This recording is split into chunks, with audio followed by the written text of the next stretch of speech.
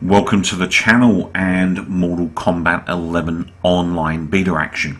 So in this video I'm going to give my first impressions of the game based on my experience playing the 5 available characters in the game, give you some feedbacks about how the game looks, how it plays, and also give you some information about obviously the full game on release in terms of what it's going to include.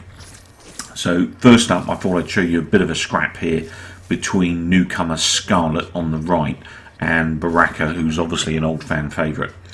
Now, in terms of the full release for Mortal Kombat 11, it's actually due out on the 23rd of April 2019, so this year.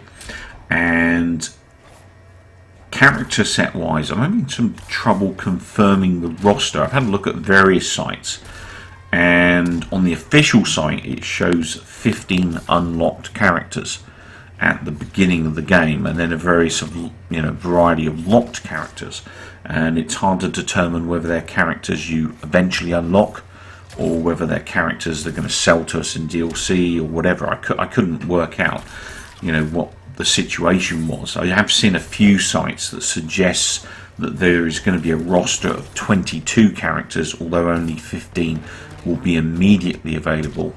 One of them will be a pre-order bonus, which is Shao Kahn, and another DLC to come will be Shang Tsung, possibly from the premium edition, I'm not sure. I've actually gone with the gold edition of Mortal Kombat 11 purely because I thought the Mortal Kombat X offering was actually very good when they did do their DLC. So from a roster perspective, we've got Barakka, obviously, as you can see here. We've got Cassie Cage coming, Centurion, which is a character I don't know, probably another new one. Devora, obviously we know from Mortal Kombat X. Aaron Black, Garrus, who I think is also another new character. Jax, Jackie Briggs, Johnny Cage, Kabal, Kano, Chronica, who is the new boss. Katana, Kotal Khan, Kung Lao, Liu Kang, Noob Saibot, Scorpio, obviously Shang Tsung, as I said, is going to be a DLC. It's one of those nice brutalities from the game. Shao Kahn, as I said, will be a pre-order bonus. Skarlet, who we've just seen being rather extremely decapitated, and Sonya Blade and Sub-Zero. So those are the characters confirmed at this time. And next up, I'm going to be showing you a bit of action from Jade, who actually wasn't in that list, was she? No, she wasn't in that list. So some of these lists are wrong online that I'm looking at. I've looked at 4 or 5 of them. So Jade is a character in the game, and here she is. So she's actually quite an interesting character. I was having problems kind of tying her moves together, and I'm not really sure what that purple stuff does. Whether that causes damage if they hit her, I don't know. I couldn't work out. I'm assuming there's a move that follows on from using that. I just wasn't able to pull it off during the course of the playthroughs that I did.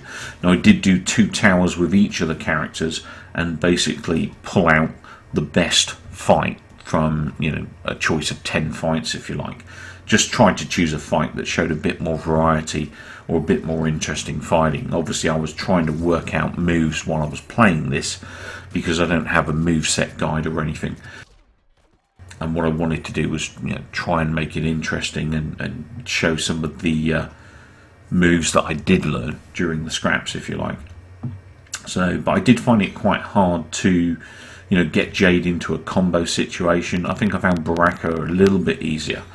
But one of the other things they've done for Mortal Kombat 11 is apparently simplify the control system so that it is accessible for more fighters or more gamers, if you like.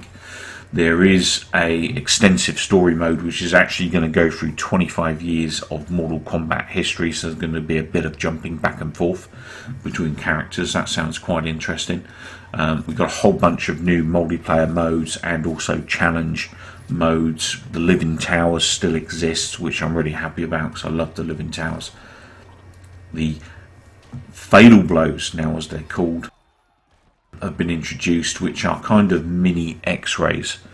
So basically this is an X-ray. If obviously you've not played Mortal Kombat X or some of the earlier Mortal Kombats, the X-ray is one of those nice kind of fancy sort of mini fatalities, if you like, that doesn't kill the character. But the fatal blows, we'll see some of those a bit. Like, we might see one in this match actually, I think, where basically you can pull off a critical when you've got a certain amount of power in your bars in the game. Now there are 2 bars for each of the characters, and the characters have offensive and defensive bars, so it's all dependent on how you choose to use those. So there was that critical blow there, or fatal blow as they're now calling it. Now Skarlet is one of the new characters obviously in the game. She is very projectile based, so she's kind of got the blood along the ground. She's got a defensive blood, as you saw there.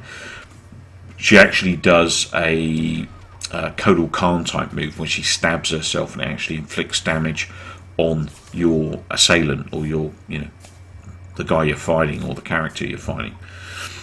So she's got also a blood throw. She kind of throws a blob of blood like that at the character, and if you do that enough times, I've read that you can get like a fatality from it. So sorry, brutality.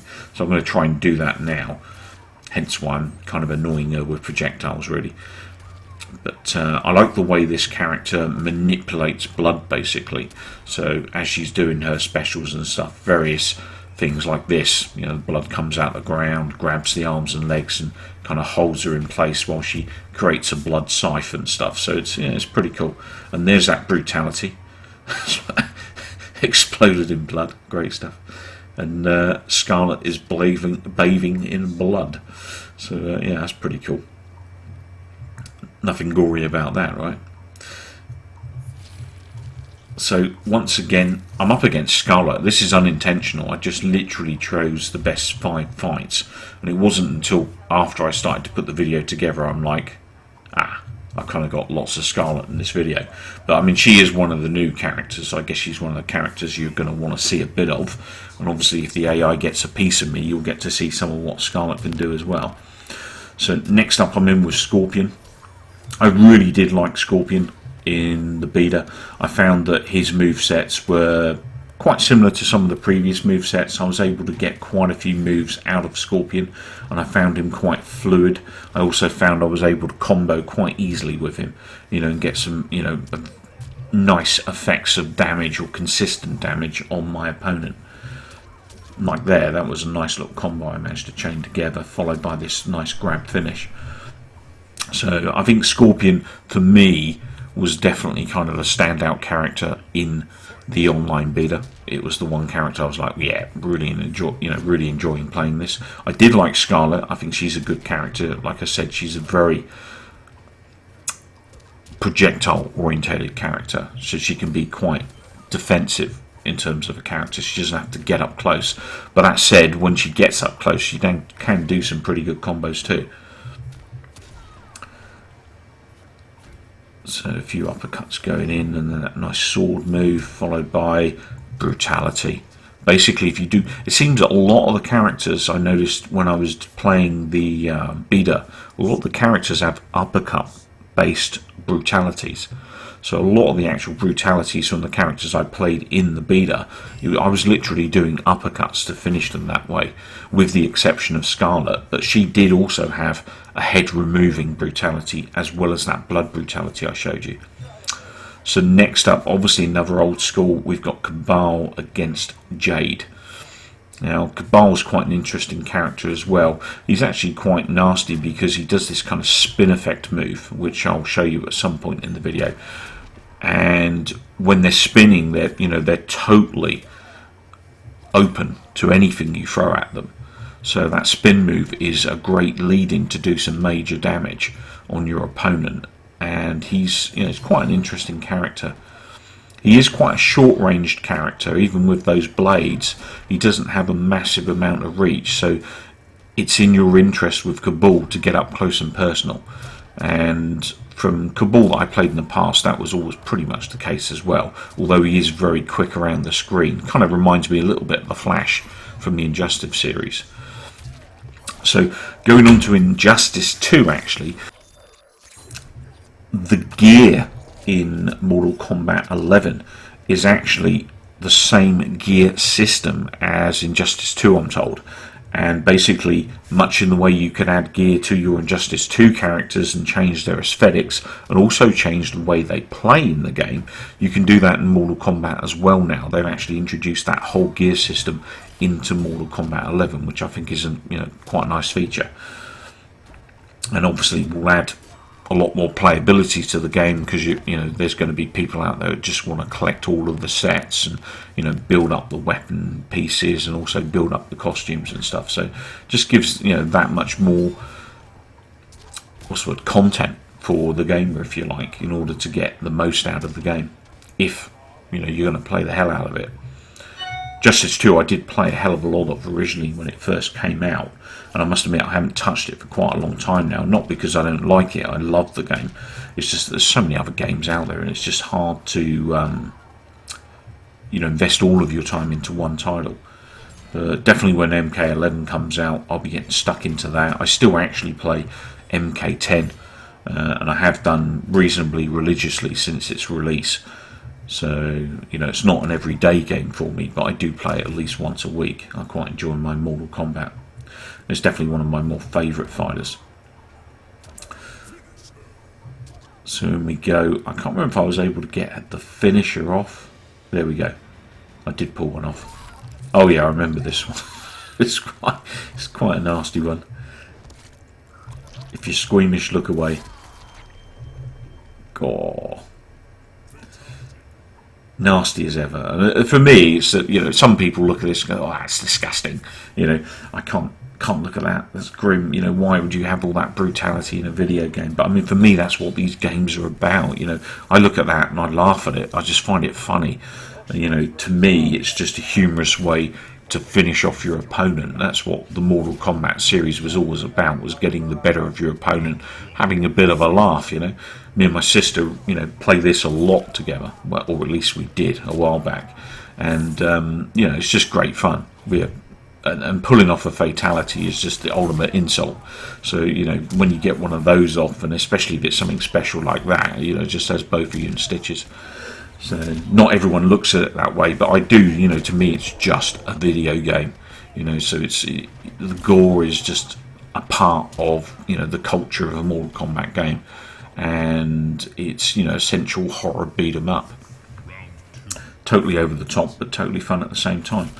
So I thought I'd share this one last scrap with you with Barakka, because I quite like this fight. I actually managed to get quite a few combos off on this Kabal character, and also managed to use some of the environment. As you saw at the beginning of the fight, you've still got the environments where environmentals where you can kind of kick a character's head into the side of the car, and you get that fatal blow action, the X-ray action come up with the bone cracking and stuff, which I absolutely love.